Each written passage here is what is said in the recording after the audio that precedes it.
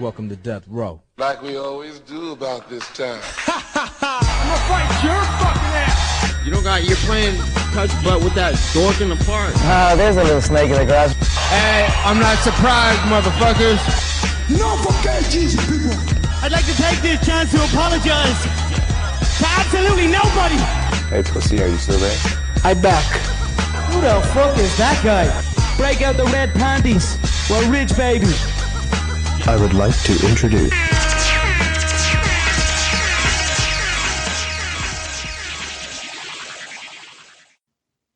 Welcome to the MMA for Money show, episode 14.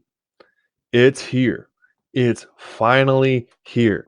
UFC 245, 3 title fights, which as of this recording, breaking the wall, we record on Tuesday nights. There's still 3 title fights on the top of this card, and there are fight night worthy main events nearly the entire way down.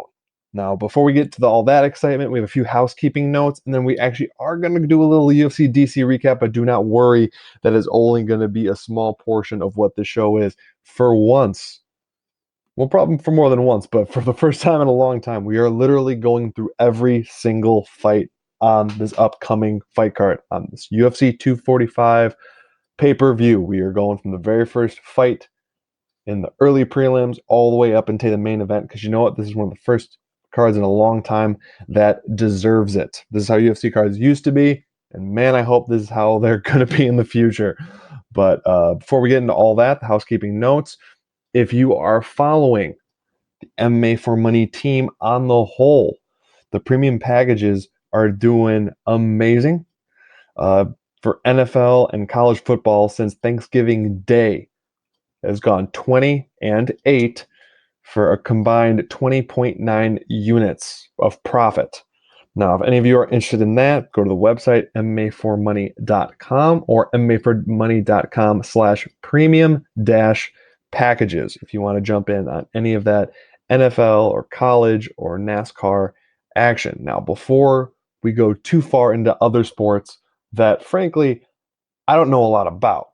It's why I just blindly tail at some point, because I don't know a lot about many other sports. But we're going to get to a sport I do know. Yeah, Mike knows that. I'm not a big sports guy. I apologize if that's hurting some feelings or not. I'm not a big stick and ball sports person. But you know what? I'm here for some fighting. I'm here for some MMA. And as depressing as a lot of UFC DC was, we're going to talk about it with light at the end of the tunnel of UFC 245. We'll get there in a second. Before we do anything, I need to introduce you to my co-host here on MMA for Money show, Mike Copenhaver at Don't Cope, Just Win. Mike, how are you doing tonight? I'm doing wonderful, man. I'm just absolutely stoked that the UFC is back in full effect, and we're getting treated with a absolutely wonderful pay-per-view this weekend that's going to remind everybody what the UFC is all about. Yeah, I think I said it to the tail end of the show last week. I can't remember the last time there was a UFC fight card where I didn't really even have to look anybody up on the entire fight card. I knew them all by name. Seriously. I can't remember the last time. There's not a UFC debutant I've never heard of.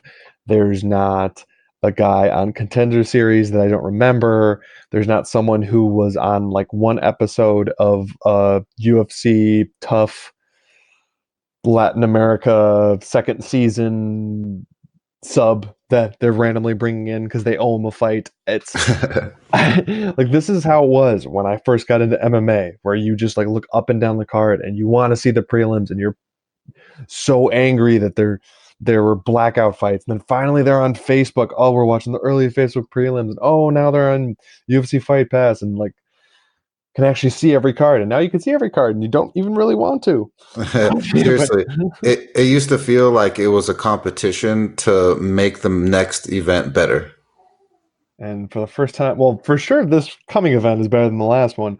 But in terms of like, it's comparable for star power to 244, mainly because the top couple fights are semi-equivalent to the main event of the last one of that card. But up and down, man, this is a deep card. And again, I'm sorry, we're jumping the gun. Yes, we got to cover some UFC DC. I apologize. I mean, unless you're into that sort of thing, but you know what? Some of the portions of UFC DC were kind of hurtful in many ways for both of my fellow Dutchmen. So we'll get to that at some point. We're just gonna do a quick recap. I'll just give like bare bones. We'll give some takes, but we're mainly gonna be doing UFC 245 because that card deserves our time. Now, we didn't talk about it on the last show, but Bryce Mitchell was going to fight Matt Sales. And we didn't cover that because we usually cover the main card and a couple prelims that we have our eyes on. As much as I like Bryce Mitchell as a person, he's a hilarious interview. Man needs some camo shorts. He really put on a show, man. He pulled off the second ever twister submission in the UFC in the first round over Matt Sales. It was beautiful. And as many of you know, the first one was done by Korean Zombie, who submitted Leonard Garcia. But that was years and years and years ago, man. That was before Korean Chan Sung Jung's mandatory military service. That's how long ago that was.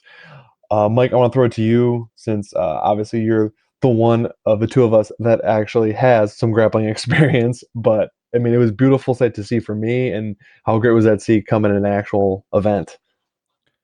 Well, it's super impressive. What's more impressive is that he didn't learn it in person with Eddie Bravo or anyone at 10th Planet or anything of the sort.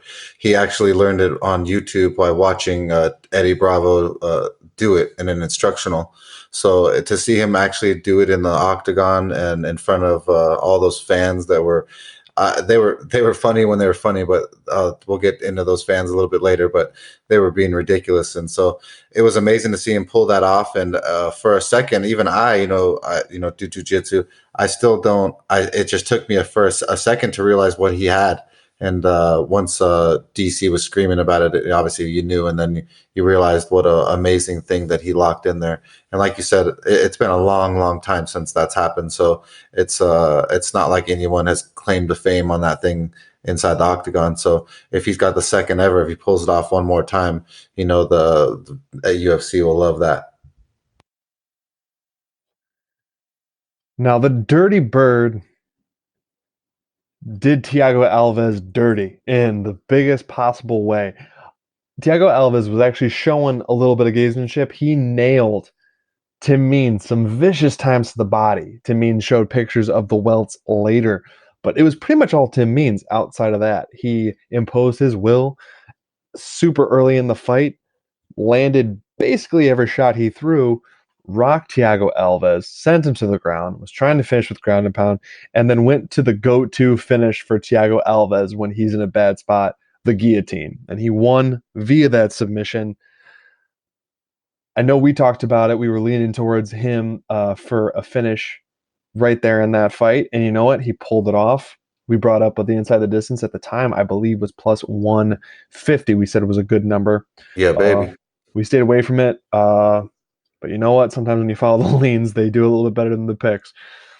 What's your overall thoughts of the submission, the striking of Tim Means, and I mean, do you think Thiago Alves is done going forward?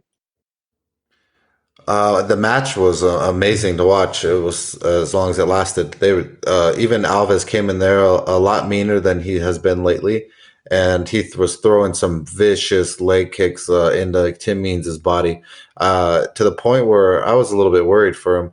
And then I realized that Tim Means was going to push past that first round burst that Alves has. So it was awesome to see Tim Means get that win, and we'll see what he does in the future. But let's not get it twisted. That was Tim Means, beating up a guy who shouldn't be there anymore. Alves, he really should just retire. Now, Rob Font displayed what we talked about on the last show, superior boxing. And it really spelled the name for it in the second and third round when he came on strong.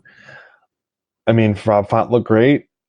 Ricky Simon, not as much, but all in all, I mean, great performance from Rob Font, and I can't wait to see him against more bantamweights, I guess. Who would you like to see him fight next? And just, I guess, overall thoughts on the boxing acumen of Rob Font. Rob Font his boxing was super crisp, just like you and I talked about before they even had the match. and it was just way too superior for Ricky Simone, and I kind of knew that going into that match. All of Ricky Simone has is some really good scrambling ability and some good wrestling, and so that's just not going to get it done in the upper echelon of the UFC. I always been high on Rob Font. I don't. He still hasn't quite performed to the his fullest that I think he can. I off the top of my head, I can't think of someone, but if is someone fun, I actually someone fun right off the head would be Dominic Cruz. Ooh, I'd love to see that. That's be a good fight back for Dominic Cruz, and honestly, that striking would be a sight to see. I like that. I like that. Good call on that. Cody Stamann and Yadong Song, or Song Yadong, whichever order we're going there, ends in a majority draw due to a point deduction. How did you feel about this fight? How did you feel about the point deduction? Just, I guess, overall thoughts. The fight was a very good fight.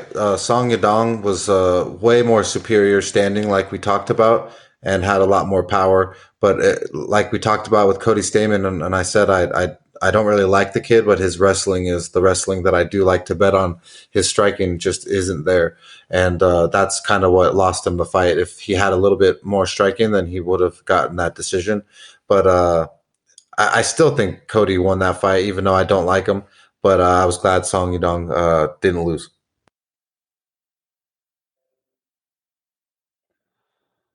Aspen Ladd. I just want to pause on that for a second. Aspen Ladd. Now, she finally looked how we thought she would look when she was fighting against someone like Jermaine Darandami, but we'll talk about her later on the card. Aspen Ladd looked great. She looked competitive, but clearly winning the early rounds. And then on the stool before the third, after some vigorous encouragement from her coach, came out and she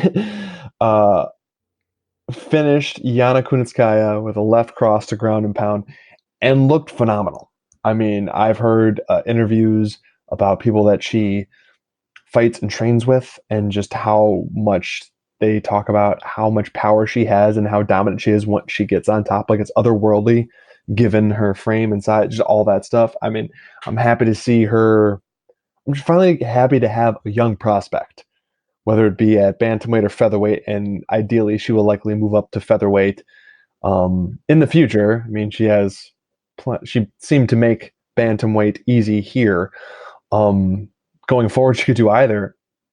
She's still so young, man. She's 24 years old, and I'm just happy to finally have a legit prospect in the women's divisions rather than have the same 15 fighters fighting each other over and over again. So I guess that's where I'm happy about this one. How'd you feel about the performance, and how do you feel about Ladd going forward? Well, just like we talked about, that we both felt that Ladd was the superior, more dominant grappler, wrestler, and younger, stronger, everything. The only thing that we were curious about was that a fluke knockout from GDR? Was it a bad weight cut? Was she having mental problems? But if you looked at her on the scale and during the weight cut of this one, she looked absolutely phenomenal. You could see her skin glowing, her face was glowing, the way she was smiling at the camera and at the reporters and announcers. So you could really tell that she cut weight really well this time. And so, like you said, she's 24 years old. When I was 24 years old, I was not disciplined enough to even make my dinner on time. So I don't have any ill will towards her being 24 and having to learn some lessons, especially losing against GDR. She's no joke, and she's knocked out grown men. So that's nothing to cry about. So I absolutely love Aspen Ladd. I'm super high on her. I think that if she just continues to get her striking going, that she could be a real prospect in the division. But she needs to flick that switch on a little bit sooner, because the third round is not going to do it for you at all times. No, I completely agree. I mean, if she was like that in the first round, I think she probably could have gotten a finish in the first round, which looks that much more dominant and sets her up even more for the future. Now, this next one's going to be painful, and I apologize, but you all saw it. Ben Rothwell. It was terrible. Oh man. Ben Rothwell, I guess in parentheses, he actually did, but parentheses, finishes Stefan Struve by TKO punches in round 2 after 2 hellacious low blows, the second of which left Struve convulsing on the ground. Honestly, before the first groin shot, and even after the first one, Struve looked pretty good. He seemed to be using his reach for once. I don't know why he didn't just call it after that second one, man. I like to come back. I don't get it. I know he thinks he was winning. I mean, I thought he was winning. The ref basically told him he was winning. But man, to come out of retirement for that, and just the descriptions, even from him, about the feelings afterward and during, I feel sick to my stomach. I really do. And, I've been told that his tweets about the feelings will leave you feeling similar. So I still don't think Ben Rothwell has much going forward. I think he has hit a steep decline post USADA suspension, and that was the thing that sucked about this, because I really do think Struve was winning. He was putting on one of his better performances, and the time off did him well. But I guess he's going to need more time off now just to make sure all is well. So, Mike, how do you feel about this fight? I would say where you see Struve coming after this, but I mean, if I was Struve, I probably would just retire again after something like that. But I guess where do you see him going forward? And I guess Rothwell too, but I don't know. I almost feel like he should be cut on principle. Yeah, man. I mean, the match, Stefan Struve was really impressive. He was using his length and range really well, and it was causing troubles for Ben, and that was also making him super frustrated, which caused him to be just super inaccurate with those kicks. I mean, if you saw him throwing the kicks, he was blindly just throwing his fat leg into the air just so he could hit something. And he certainly did hit something, and he hit freaking poor Stefan Struve's Swedish balls. I mean, and then you got the DC fans, the most ignorant, most ridiculous fans that I've ever heard in my life. You know, for a second, it was funny when you're hearing them cheer every time, Stefan would stand up because they were going to fight, but then he would be in pain and they would boom. I just, it's super disrespectful and unprofessional. I mean, I know as fans, you don't need to be professional, but as people, as acting citizens in the world, you should be hold a certain professionalism that represents your name and your family. So I just don't understand why you have to act like that. Being a brother of a UFC fighter and a fighter, and so close to so many other fighters, there's nothing worse than being inside of the arena and just hearing the cooing or the most ignorant fans just saying the dumbest things. So I felt for Stefan Struve. I really thought that he should have won that fight from a DQ or whatever it would have been in the second. He should have taken it, but his toughness actually was a detriment to him, and he ended up losing a lot of money. Yeah, dude, that toughness coming back after fighting it out after. I'm gonna be done because I might pass out. I don't know how he didn't, or throw up or something or other. So after clearly being up 2 rounds, at least in my opinion, from watching the event, Marina Rodriguez got hurt and sustained a lot of damage from Cynthia Calvillo in the third, leaving the judges to call it a majority draw. I didn't have it that way. I still had Rodriguez winning, but I know I'm probably biased because they're better. But Mike, how do you feel about the decision? How did you see the fight going? How'd you score it?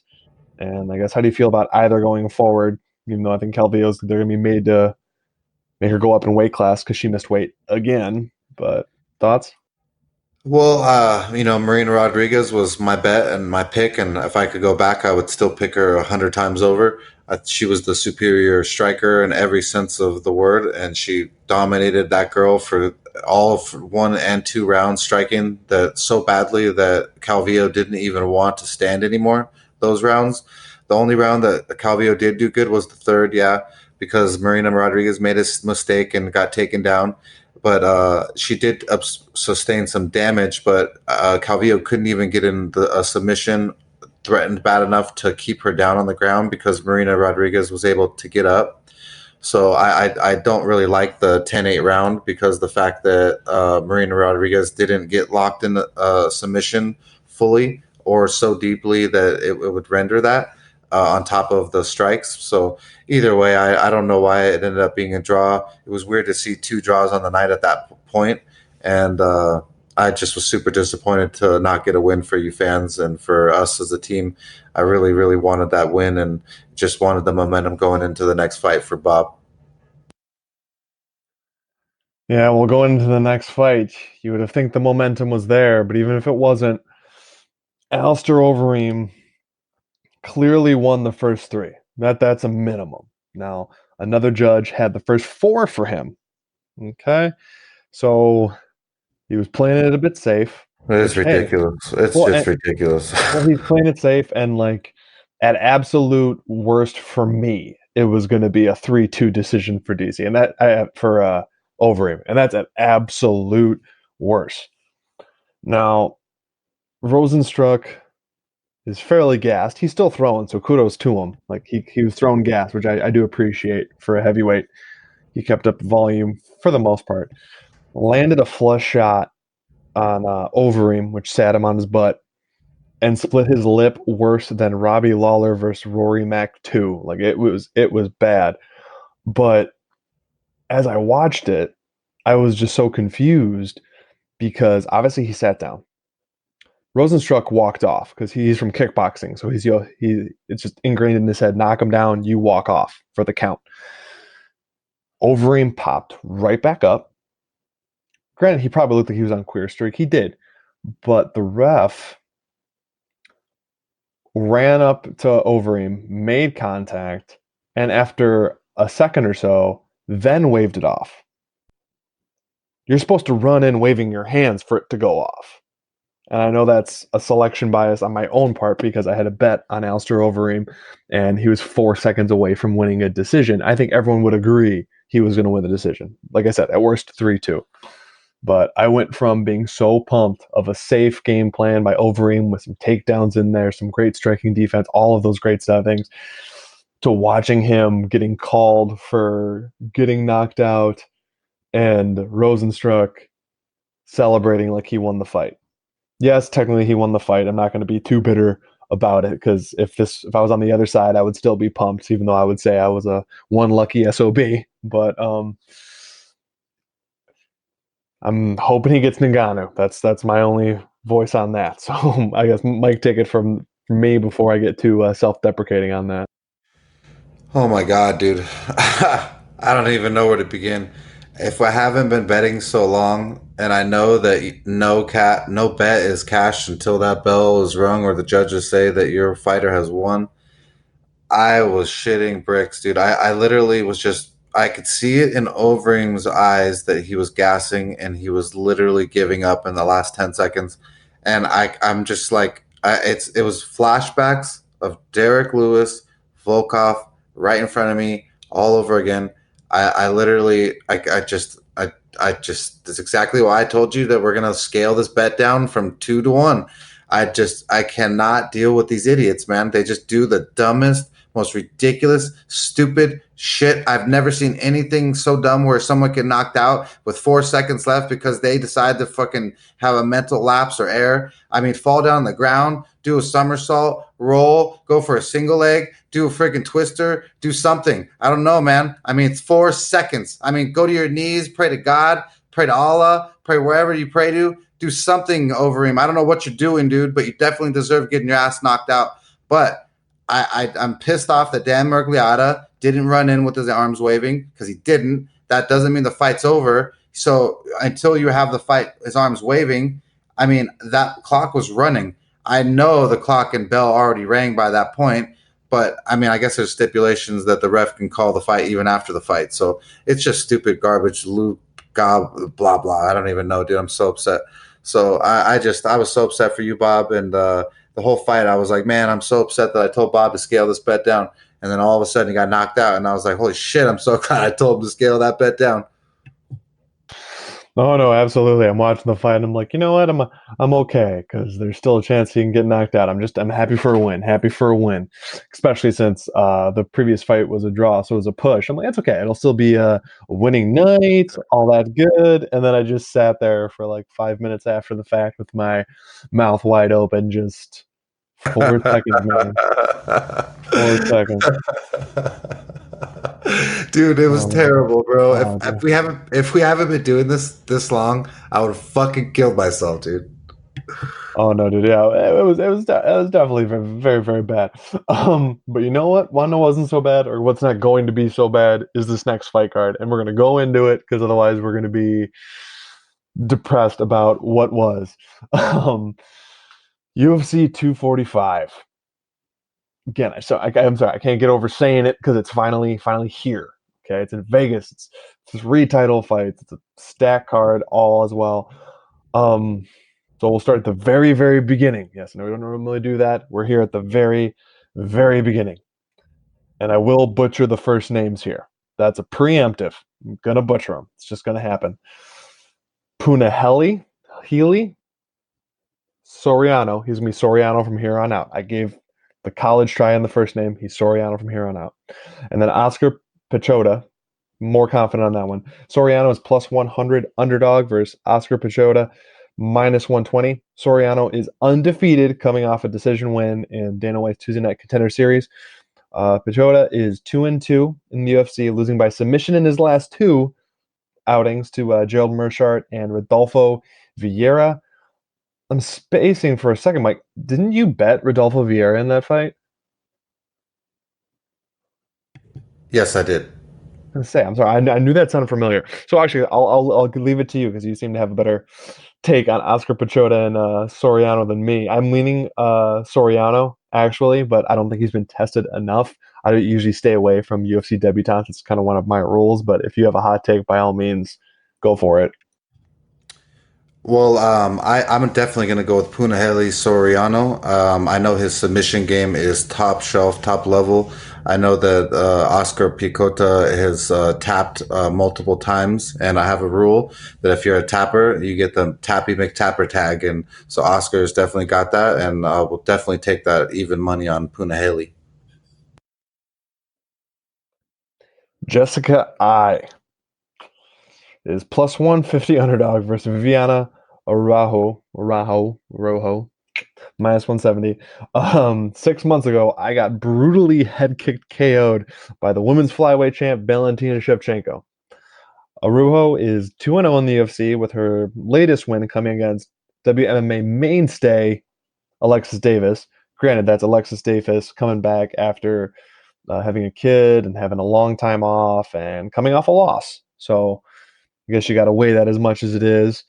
I is the underdog, obviously, because it wasn't that long ago that she got brutally knocked out, and she's definitely teetering in her career. So the UFC must like Viviana a little bit, and they're pushing for that, or they owe Jessica I something.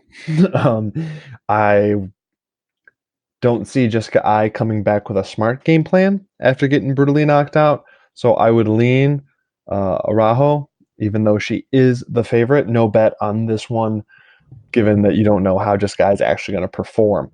Mike, how do you feel about I versus Araujo? I like Vivianu Rahu a lot. We bet her in her debut fight that she took on short notice. She took it in a lower weight, in a lower or higher weight class. Can't remember off the top of my head, but she's super sharp in her strike, in her striking and her clinch.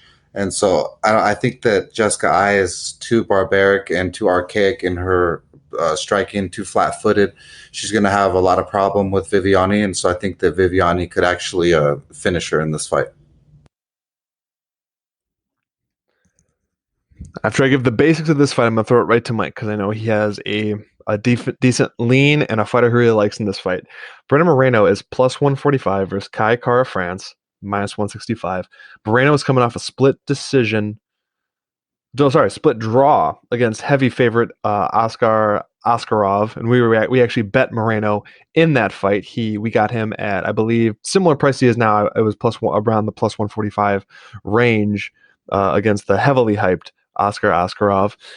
Kai, who like Moreno was on Tough 24, that was the flyweight season, is riding an 8-fight win streak, the last 3 being in the UFC, most recently beating Mark De La Rosa via unanimous decision, which it's decent because Mark De La Rosa's Very good fighter, in my opinion. Kai is training at City Kickboxing along with title challenger Alexander Volkanovski later on this card, and the middleweight champ Israel Adesanya. They're all very high on him, and I'm not sure 100% if the odds are because of the fighter or because of the fighters he's associated with.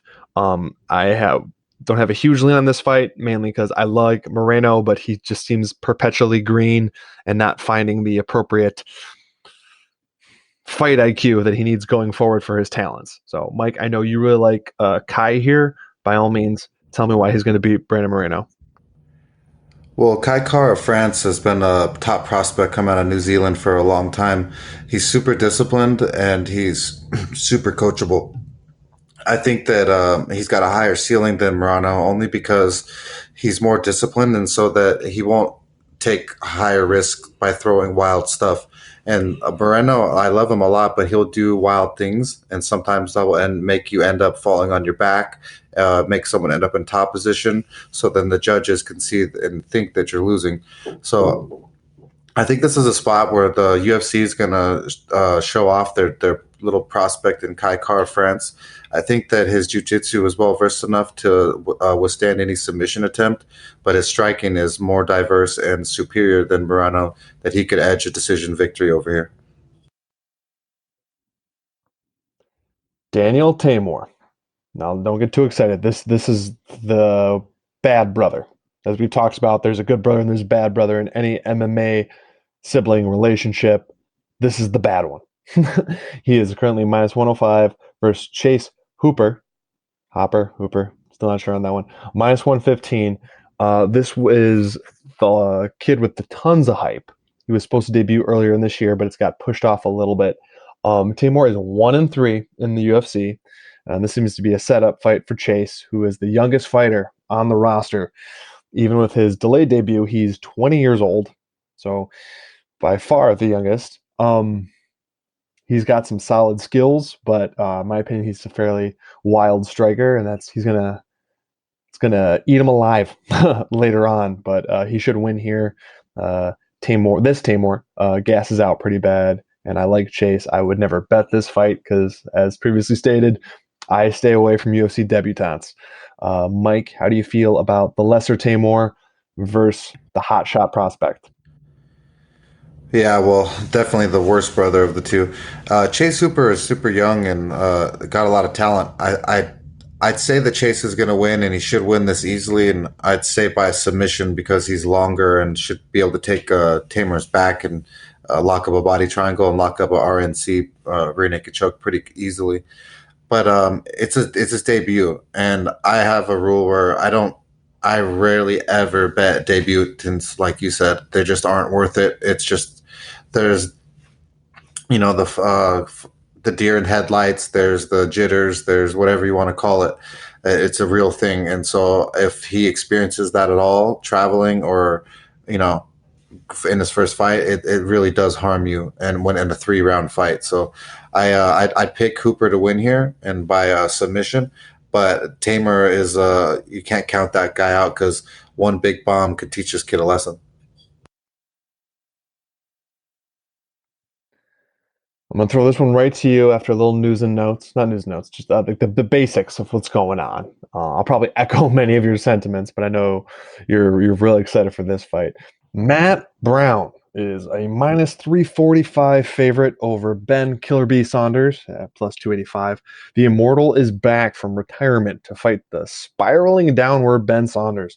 Saunders has been finished in 5 of his last 6 fights, 4 of those by KO, TKO. He has one lone win in there. I know you have a major leaning and more just a passion about this fight. I'll probably echo most of the same sentiments after the fact, but how are you feeling about the Immortal's return to MMA? Well, I'm stoked to see him because I know he's hungry to get back in there after training all the people he's been coaching. So I think this is a great matchup for him in the sense of him and Ben Saunders are very much alike. They both really kind of want to stand and bang. And Matt Brown is a lot better at standing and banging. Ben Saunders' chin is just not there anymore. It's just blown out like a bad tire on the way to Vegas. It's just it's limping long. and it's just not going to get him there with a fight like Matt Brown. So I see this as a great position for Matt Brown to get a finish win and really retire. He could get Ben in the clinch where Ben's going to try to get him in the clinch, and he could land an elbow or do some type of situational thing against the fence with some damage and teach Ben a little bit of a little lesson. But I do love Ben Saunders. My brother trained with him in the Tough House. He's his friend, so I don't want to talk too much trash, but it's just the fact that this is business, and I really do think that Matt Brown is going to be the superior fighter that day. Well, it's not even just that; it's situational. Like you brought up, Ben Saunders wants to get to fight to the clinch. And I think Matt Brown's clinch is substantially better. I mean, and Saunders' chin is going. I mean, to the point that Brown inside the distance right now is minus 180. It's like, that's insane for an inside the distance, especially for like welterweights. But whatever, that's beside the point. I am full on into the return of Matt the Immortal Brown. If he's going to take fights like this, I don't want him to see him fight the new up and comers. It's like, let him fight his generation or maybe slightly newer a fighter that I am all on board for. Next up, Ian Heinisch is minus 150 against Omari Akhmedov, plus 130. Ian Heinisch is back after his first loss in the UFC. He lost to Derek Brunson, which, in my opinion, that was one of the best Derek Brunsons we've ever seen. It's beyond disciplined, which, as many of you know, that is not Derek Brunson's MO. Omari Akhmedov is a middleweight mainstay in the UFC, being with the company for 6 years. He's coming off a win versus the undersized Zach Cummings. That's what we said when we broke down that fight. I like Heinisch a lot here, just in general, for this fight. Mike, how do you see this fight going? And I don't know, do you think Heinisch is going to get the finish here, or do you think Omari is too tough? Well, I definitely think that Ian can get the finish here. Like you said, Amari just finished or just got the win over Cummings, but Cummings has terrible striking. It's terrible, like absolutely, like ridiculously terrible. So I don't even count that as much. But Ian Heinisch has just as good of wrestling, if not better, and his striking is way, way better. He learned a lot in that Brunson fight because he saw a Brunson that was way meaner than most people seen lately. I counted him out in that fight because I bet against him, and I lost. So it hurt, but it is what it is. I think Ian Heinisch learned a lot from that fight. I think that he's got a lot of character and that he has some potential to be a UFC star. I mean, he's a guy that went to prison, made some bad choices, turned his whole life around, and now he's in the UFC at the highest echelon of the sport, and he has the chance to just prove everybody wrong who doubted him. So I really like Ian Heinisch here. I was going to pick him as my pick this week, but I got my boy down the road that we're going to talk about. But similar to Mike said, it's like we both have a decently heavy lean on Heinisch. Honestly, if it gets much closer to even money, that's probably going to have to be a bet. The dude just has such a great story, and you got to root for guys like that, especially in situations like this. Moving on, Caitlin Vieira is minus 165 versus Irene Aldana, plus 145. Irene Aldana is from the crop of Mexican fighters the UFC snatched up when they tried to make inroads there a few years back. Vieira was an early favorite, not on the Mexican side, but on just the overall female MMA side. She has been off for almost 2 years, a year and 9 months, if my math is correct. That's the reason for this price, because Vieira should technically be able to just take Irene Aldana down and dominate her. But given that layoff, that's how you're getting that price. Still a little steep for me, given that time off. Mike, how do you see this fight? I know in the past you have been an Aldana fan. So do you think she has a chance here to have the upset?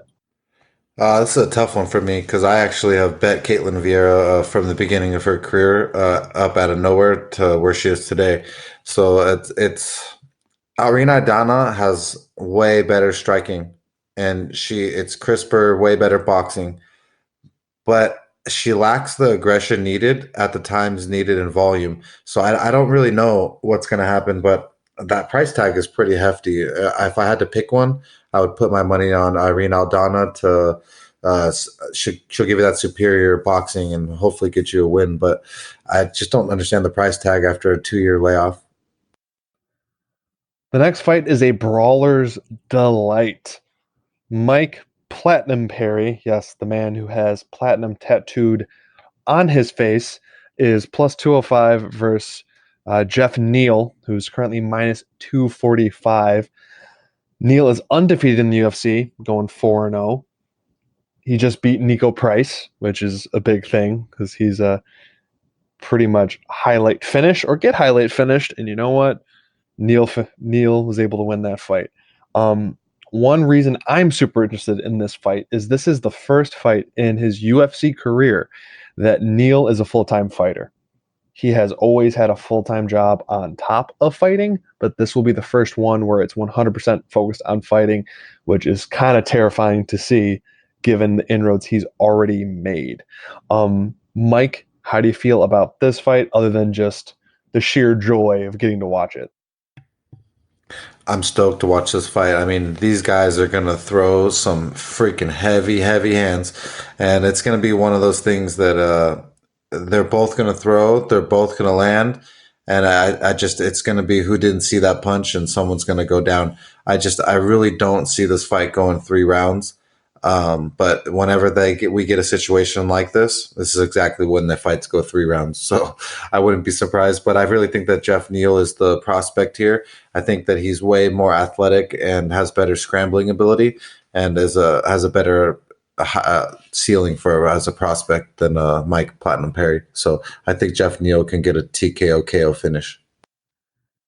Well, and with that, he'll borderline be off to the races with a name like that on his record. He's going to be definitely in the upper echelon of welterweight, for sure in the top 10 after that win, if he gets that win. Granted, this fight has not happened yet, but I'm echoing a lot of Mike's sentiments. I actually think he is going to get the finish.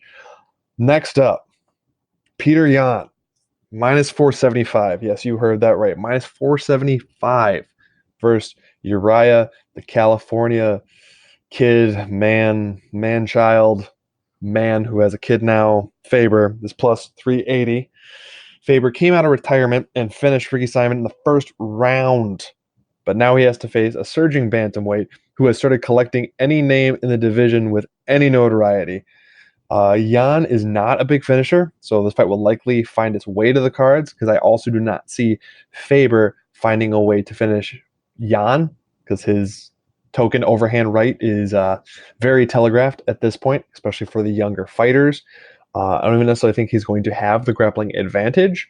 So if you do have a lean on Faber, him by decision would get you a borderline ridiculous plus money, considering he's already plus 380. Yeah, those odds are still the same, and Faber by decision would be plus 567. So if you would like to throw $5 on that you will likely never see again, but who knows, may give you some extra scratch if the American judges want to go for Faber for whatever reason. But honestly, I think Yan should not quite have his way, but should have a clear victory and put another major name on his win column. Mike, how you feeling about this? Do you think that the returning Faber is back and better than ever, or do you think that this is the UFC matchmakers trying to make Faber pay for taking out Ricky Simon? Oh man, I just wish that Faber would have stayed retired, especially even after that victory. It would have been nice to retire. I don't know why he would take this fight versus Peter Yan. I mean, it's not a good matchup for him. I think they're very much similar in my opinion. But Peter Yan's younger and stronger, and to me has better striking. So I think that Peter Yan could easily win a decision here. Most likely going to happen because the veteran is just so hard to put out. But I wouldn't be surprised if Peter Yan TKO KO'd Faber and caught him with something. But I really think it will end up being a decision, and they're just making a bigger star out of Peter Yan by using Faber here. Now, this is going to be a sad talk. I'm gonna warn you that in the get-go. This is a sad talk. Jose Aldo, the one-time pound-per-pound great, the longtime featherweight champion, the one-time hoped to be lightweight contender versus Anthony Pettis. Granted, that fight never happened, but they tried to make it because everyone knew it was so hard for Aldo to make 45. So hard to make 45. So hard to make 45. So hard to make 45. He has to go up to 55 at some point. Jose Aldo is about to make his bantamweight, you heard that right, 135 bantamweight debut against an assassin of a bantamweight, Marlon Moraes. Aldo is a plus 170 underdog, Moraes minus 200 favorite. There's some pictures circling around of Aldo on Twitter or any type of social media. He looks gaunt. He looks sickly. Apparently, he's eating 2 pounds of salad a day to make the weight. To me, it seems like he's pulling the Kenny Florian when Kenny Florian had his small bid at featherweight, just basically starving himself, and then sweating out that last bit. Moraes is coming off his title fight against Henry Cejudo for the vacant title that TJ had to drop. He lost by stoppage in the 3rd round. He just completely imploded in a fight that, in my opinion, he was winning handily. I actually had bet him in that fight. But Moraes is now at ATT, along with Barbosa. They both left Mark Henry's camp, and they're both training down there in Florida. I believe I heard one of the striking coaches also went down there. That was the connection. I mean, I don't know. I really think Moraes is just going to do unspeakable things to a frail, sickly Aldo. And I cannot avoid a bet on this fight. I know Marlon Moraes is minus 200, but Aldo, who was getting kidney stones trying to make 45, is now at 35, and Moraes inside the distance is plus 120. So given the dehydration and just the overall less in body mass and muscle, I see Moraes getting a finish here at some point over these 3 rounds, and my bet is a 1-unit bet on Moraes in the distance at plus 120. Now, while I take a second to recoup myself and the sadness that is Aldo at this moment, Mike, how do you feel about this fight? And should I go ahead and get a casket for Jose Aldo? Yeah, man. I mean, rest in peace, Jose Aldo, because he's just not the same anymore. It's sad that these champions fall from grace so fast. To watch his body go from what it was to what it is now, it's just really is it's just disheartening. So I just think Marlon Moraes' striking is just better. He has the more crisp boxing, kickboxing. But the only thing that he's got to worry about is that power in the first round, because Jose Aldo in the first round is a mean dude. But I think Marlon Moraes is a decorated striker, and he knows that. And I think that Jose Aldo is just on those last string. I don't know what he's doing trying to drop down this slow of a weight. It's just mere desperation trying to get a win or get something going. But it's definitely not going to happen versus Magic Marlon Moraes. So I'm with you on that bet, and I hope that he finishes Aldo, and so we could walk away with the W. In the co-main event, I know this is a term I've used in the past, but in this case, it really applies, given the fact there's 3 title fights on the top of the card. Amanda Nunes is, well, pound for pound great woman, as she is the featherweight and bantamweight champion, beating some of those notable names in either of those divisions. She is minus 280 versus Jermaine de Randami, plus 240. Right there, GDR is. Nunes is a superior MMA fighter. I cannot deny that she is a superior MMA fighter. And if she plays it smart, similar to their first meeting, yes, for all you who do not know, this is a rematch. If she takes GDR down as soon as possible, this is her fight. It is. And that's a smart thing to do.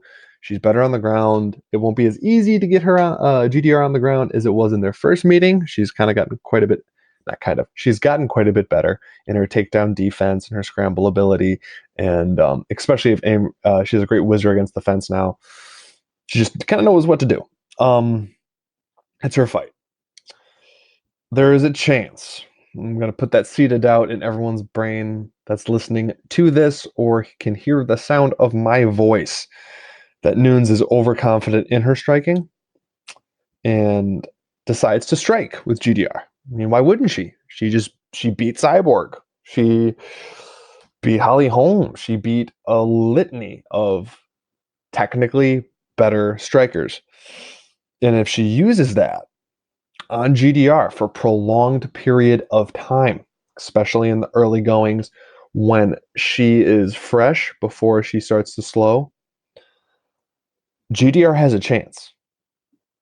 Jermaine has a chance. She's the most decorated all-around striker. I say all-around because I understand Holly Holm was a 7 times boxing champion, but all-around striking, Jermaine Durandamy is the most decorated that she's going to be facing. I think there is a chance that if she wants to strike with her, GDR will use her counters and her sidestepping and her combination striking, which it'll come up later. As many of you have listened to the show or hear me talk, that is just what is my favorite style of striking and fighting, just in general. GDR has a chance. Now she's plus 240. She's a big underdog. Me and Mike have talked about this. We both have a little inkling here. We both have that feeling in your stomach, like there's a chance something can happen. And especially when GDR was the one-time featherweight champion and had to drop that in the UFC, don't seem to like her very much, at least not Dana White. It would be the ultimate UFC thing right here, right now, if Durandamy won. And I'm not betting it yet, but man, if it gets to about plus 300, I might have to throw half a unit on there to win 1.5 because I don't know. I feel something's going to happen. There's going to be some type of crazy upset, and this might very well be it. Mike, I know we talked about it beforehand, so you have a similar feeling, but do you see it going on different than I said, or just how you see the fight going in general? I have a very similar opinion on you. I think that if Nunez does a smart game plan and takes GDR down and is aggressive with it, that she could easily get a submission or a ground and pound finish. But I don't know if she's going to do that because she's fell in love with her striking. You know, she's now this knockout artist like Mike Tyson, the same way they got Ronda Rousey all fired up, knocking people out and thinking she has hands. GDR really does have hands, and she's got heavy ones. She knocks out grown men in boxing competitions. So I wouldn't put it past GDR to level Amanda Nunes down on the floor and become the champion. But I want to say that Nunes is going to win this fight and implement a smart game plan and get GDR down where GDR is weakest. But I don't know if that's going to happen. Like you said, I have this slight tingling in my stomach, this weird premonition that something weird's going to happen, and GDR definitely can be the one to knock Nunes down and to knock her out. So this is just going to be a great fight to watch. I'm not going to have any bet or play in it, but it's going to be amazing for us. Now, if you followed me and Mike for any stretch of time in anything, Twitter, this podcast, old podcast, but really just about anything, you'll know how much we love Max Holloway. Choo choo. So I'm putting that out there as a disclaimer. I really, really am. I do not want to say that we aren't a little bit biased.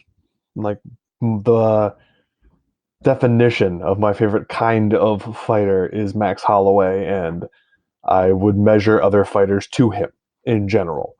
He is the blessed man himself, is a minus 170 favorite in his featherweight title defense against Alexander Volkanovski, who's plus 150. At 145, I find it hard to see anyone among the current roster that will beat Max. If Max can take power shots from a lightweight Poirier, who is borderline a welterweight at this point, I think he can take Volkanovski's, who does not have fight-ending one-shot power. I mean, he's strong and he's powerful, but I don't necessarily see those in his hands. I mean, after all, he went to a 3-round decision with teetering Chad Mendes, and he couldn't put him out. Max's output is just straight next level. It's one of the things I love about the dude, and especially as the fight goes on, he gets stronger, he throws more. Just the time when other fighters weaken. I think Volkanovski has made his name off beating a faded Chad Mendes and an over-the-hill Aldo, who had already gone through 2 fights of getting beaten up by Max Holloway.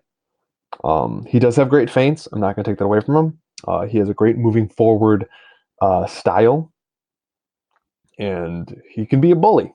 And pinning up Max against a cage, not letting him move. I mean, the trickier part is getting him to the cage, because Max is so great at circling out and making you pay for moving in on him. But if you can get him up against the cage, you can eat up some time. But even that said, even if Volkanovski can do that,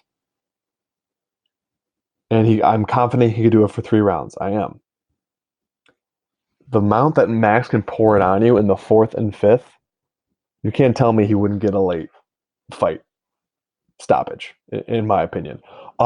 Needless to say, I'm big on Max Holloway here. I love Max. I will likely bet him, but that is not my pick for this fight card. The first person to give me this as a pick was Mike, and I plan on tailing him in this fight. So since this is Mike's bet, I'm going to throw it to him so you can hear more gushing on Max Holloway, who's blessed and a blessing to us, people. Well, Max Blessed Holloway is literally a blessing. He's a blessing to the UFC, to the mixed martial arts community, to the world. You know, he's a great role model for his kid, for our kids, for the generation to come. I can't say enough good things about Max Blessed Holloway. He really is just amazing. And so I don't see how Volkanovski is going to do anything striking wise to Max Holloway that Max Holloway is not going to double up and do to Volkanovski. I mean, Max Holloway withstood Dustin Poirier, who's a mean, big 155, 170 dude. And Volkanovski is not going to have the power or volume that Poirier put on him there. So Max Holloway, I think that he's super. I guess we're just underrating him again and not appreciating him, because negative 170 is free money to me. I don't get it. I don't see how Volkanovski is gonna to do anything to Max. Max is healthy. He's been training. This is his weight class. I mean, it's Max's time to shine, like always. And we're so blessed with a UFC card that's so stacked that this isn't even the main event. This is the co-main event, and this is my main event because I love Max Holloway so much. And I just see Max Holloway just putting on way too much volume every single round and teaching this kid a lesson about the upper echelon of the sport. I'm going to put 1.7 units down on Max Blessed Holloway to show the kid about the OG, and about the OG shows the newcomer how it's done. Excellently put. Now, clearly, we can further gush on Max Holloway, and if you want to hear that, go to basically any time he's ever fought in the past, and probably any time he fights in the future. But we need to move on to the main event. It's a grudge match. It's also a mirror match, in my opinion, and I'll explain why. But first off, it's Kamaru Usman at minus 185 and Colby Covington at plus 160. Now, before I get into my whole spiel, I'm going to throw it to Mike first, just to give myself a moment to breathe. So, Mike, how do you feel about this main event? How do you see it going? Who are you picking? All that great stuff. Oh man, this main event is, I don't know if I'm more excited just for some more shit talking, for the fact that it's going to bring drama, or the fact that it's going to be a great fight, but it's going to be really, really interesting. I don't know if the wrestling is going to cancel each other out, or if one has a little bit edge on wrestling, it's going to be superior, and then it's going to make the other one fold and end up on their back. Or we're just going to have an equal out on wrestling and have just a striking match. So it's going to be super interesting to see. Colby Covington's output and cardio and everything is truly so remarkable that it's just hard for me to not say that he could win this fight. And so, but Usman is the same. So it's just, I'm having a really difficult time with this one. And so if I had to pick one, because I like going against the public and I like going against every single person, everybody and their mother seems to be on Usman, and they're counting out the fact that Colby Covington is a D1 a national collegiate wrestler that has won many championships. I think that if you look at the videos online, the Michael Chandler, who's smaller than Usman, he single legs and he kind of dominates Usman a little bit on the ground. So I think that Colby can do that same thing and be tenacious and really get under Usman's skin. But I also then think that Usman could get under Colby's skin standing. So this fight is going to be awesome. I'm stoked that we get to see it. But this isn't the true contender fight, because we all know that George Gamebred Masvidal is the one that deserves this fight versus Usman.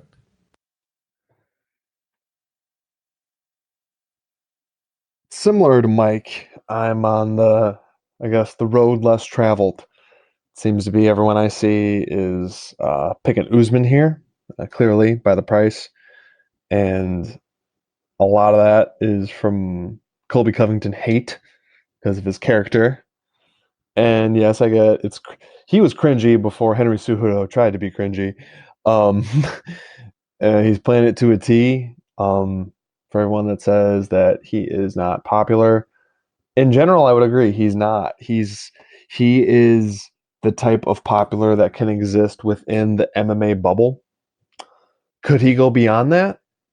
I mean, it's possible. I mean, with a win here, especially if this is as big of a fight as big of a card as we all think it is, and have they're marketing it to be, with especially a dominant win here, good mic skills after the fact, maybe another trip to the White House because of it, and a few other things. He could be a crossover in a way that no one wants him to be. He really could be. Usman could too. He absolutely could. I do think he has star potential, but Usman disappeared after he beat Woodley. Dude barely talked, and you barely saw him since that win. Like I said before, I see this very much of a mirror. It's the mirror match of the night. These guys are very similar. They have identical records. They both lost by the first round submission earlier in their career. They both are wrestlers. They both have adapted to strike in different ways, but adapted to striking. Kamaru Usman was part of that original Black Zillions crew, and his striking shows it from working with Henry Hooft. He's got the power strikes down pat. He doesn't throw a ton in combination. When he does, he ends with the powerful leg kick when he can get it out there. He does have some power. I'm not saying he doesn't, but I do think his power is a little bit overrated, only because you haven't seen much of it. People said, just look at the shots he hit Woodley with. I mean, Woodley has been knocked out. It's not like Woodley hasn't been knocked out. He just wasn't knocked out by Usman. Also, everyone's going on and on about Usman's cardio, which I only think it looked phenomenal in his last fight. It's looked good. I mean, there's times where it's fumbled, but it's looked good. But it looked really good against Woodley when it was one-way traffic and he didn't have to defend against anything. And in any grappling scenario, he was being the dominant one and didn't really have to push back. But I will admit, Usman has more power. He absolutely does. I have that cardio question, though, of who actually has better cardio. In terms of output and going forward, it's got to go to Colby. His output is insane. Against Robbie Lawler, 500 strikes thrown, that's ridiculous. I don't think Usman can handle that. I think he'll drown in that much striking. So like he has to be able to get Colby on his back foot and not throwing constantly to be able to stifle some of that output, but no one seemed to have been able to do it. And it seems like Colby has a little bit of a chin on him and can handle strikes. I mean, will the wrestling strike getting tongue-tied. Will the wrestling cancel itself out? If it does, that's why I'm leaning more Colby, even though I do think, like, I guess statistically, Colby has better wrestling going college-wise, but in terms of, I guess, takedown defense, Usman's never been taken down. Colby's been taken down at least once. He eventually got subbed. So yeah, I'm leading Colby here. by no means for any other reason other than I think he has a good chance of winning, and I think this fight would be a pick'em if not there weren't for so many people not liking Colby. I can keep going on this fight, but it's going to be talking around in circles. Given the amount, the price, I'm really liking Colby here, especially if it gets any higher. Keep the eyes on Twitter to see if I actually bet it. Now, Mike, before we close stuff out and just do a little bit of reviewing, do you have anything else you want to throw out for this week for the people that are going to get to enjoy this amazing fight card? No, not really. Just hope you guys enjoy your family and friends and enjoy this wonderful UFC. Light up the barbecue and just enjoy the weekend and be safe. Now, just a quick review. Our bets for this fight card, official bets, are my bet is inside the distance play from Marias at plus 120. That's 1 unit to win 1.2. Mike has a bet on Max Blessed Holloway to retain and to win 1 unit. He's currently minus 170, so that's 1.7 units down to win 1 unit. We're hoping to get back in good standing before the end of the year. Don't forget to rate, review, subscribe. We are on basically every single platform that you can think of. We're still on YouTube. Please subscribe to that. There'll be more video content coming there in coming weeks. Rate, review, subscribe on iTunes. That's a big help. We're on Podcast Addict, Spotify, most anything you can think of. Like if you have a way that you like to listen to podcasts and you can't find us on there, direct message one of us. We will find a way for you to listen to us. I promise that. So please rate, review, subscribe. Go to the website if you want a premium package for football or any of the other great stuff going on. There's also great articles on there of other free MMA picks that go out there, whether it be MMA Gangster or Tippy's on there. Or we just like to give you guys as much content as possible and as much stuff as you can handle. We're trying to do that all for you. So enjoy this wonderful card. UFC 245s do not come along very often anymore. Here's hoping they do again. But until then, enjoy this one. And until then, let's roll.